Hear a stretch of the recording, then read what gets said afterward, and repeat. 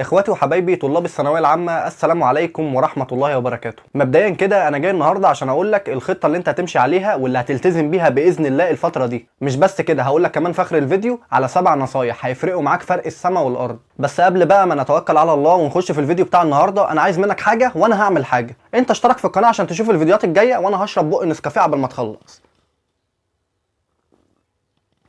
خلصت؟ خلاص هاخد بق تاني.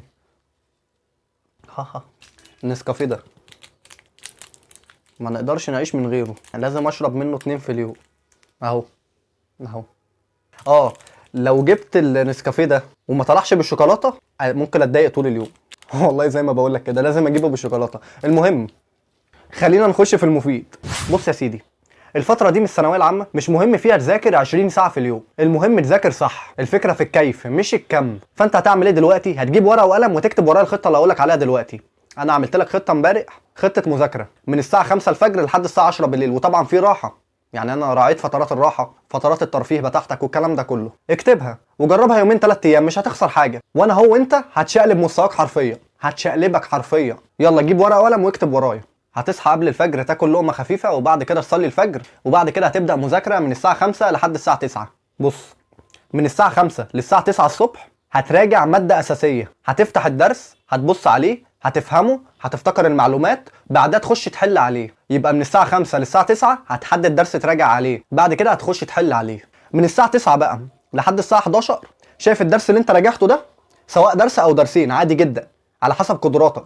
المهم الجزء اللي انت راجعت عليه وحليت عليه من الساعة 5 ل 9 هتعمل عليه ايه بقى؟ من الساعة 9 ل 11 هتخش تحل عليه امتحان شامل وتشوف مستواك، والحتة اللي انت وقعت فيها في الامتحان بقى خش راجع عليها تاني، وبعد ما تذاكرها تاني خش حل عليها تاني لحد ما تظبط معاك. هي فكرة الثانوية العامة الفترة دي اللي انت تقعد تحل وتغلط، تقعد تحل وتغلط وتصحح لنفسك هكذا.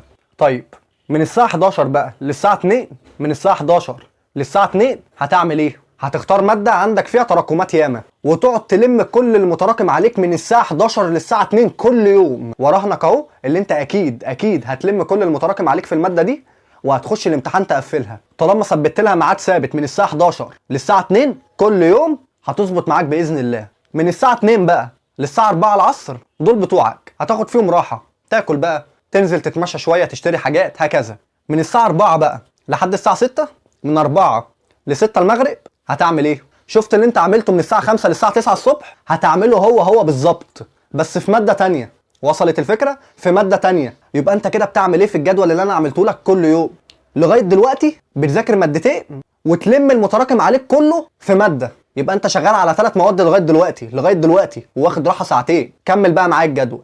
من الساعة 7 بالليل بقى لحد الساعة 10 بالليل هتذاكر مادة محتاجة حفظ، هتدور على مادة محتاجة حفظ وتذاكرها في الوقت ده من كل يوم من الساعة 7 ل 10 بالليل، زي العربي مثلا، الأدب، كلمات الإنجليزي هكذا. وآخر حاجة في الجدول بتاعنا عايز أقولك على حاجة تعملها قبل ما تنام بنص ساعة.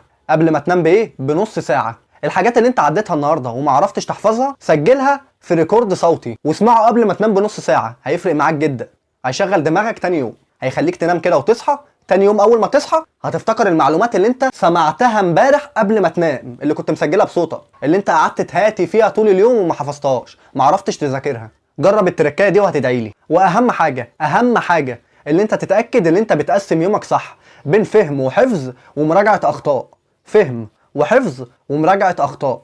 طيب تعالى بقى نخش دلوقتي على اهم حاجه، ال7 نصايح اللي انت هتمشي بيهم الفتره دي. رقم 1، ممنوع تذاكر اي مادة غير لما تحل عليها، لان الحل هو ده اللي هيثبت المعلومة مش القراءة. رقم 2، اعمل شيك ليست اكتب فيها كل الدروس اللي انت محتاج تراجعها، وعايزك مع كل درس تراجعه تحط عليه علامة صح، لان اكيد طبعا الشعور بالانجاز هيخليك تكمل بطاقة اعلى.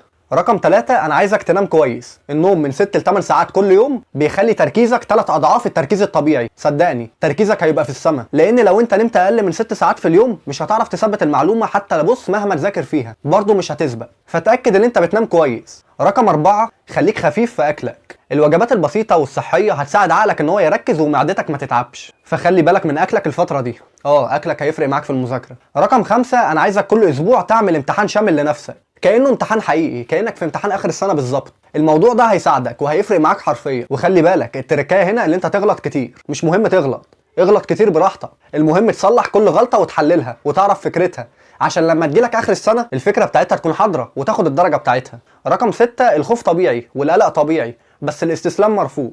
كل ما تحس ان انت مضغوط كده خد بريك 30 دقيقه وغير جو وارجع كمل عادي جدا. المهم ما تستسلمش، لان اللي بيوصل للفتره دي اللي هو بيكمل للنهايه، مش اللي بدأ من اول السنه، اللي بدأ في الاخر وكمل للنهايه عرف يكمل صح. رقم 7 بقى والاخيره معانا النهارده، الدعاء ثم الدعاء ثم الدعاء. والله والله والله الدعاء هو سلاحك السري، صدقني والله العظيم مفيش حد لجأ لربنا واتخذل. فانت ما تعديش يوم غير لما تدعي وتقول يا رب يا رب يا رب وفقني. طول ما انت بتذاكر وبتدعي ربنا هيوفقك اكيد. وخلي بالك الشهر ده مش زي اي شهر فات ومش زي اي شهر جاي، الشهر ده اختبار لارادتك ولاجتهادك ولطموحك.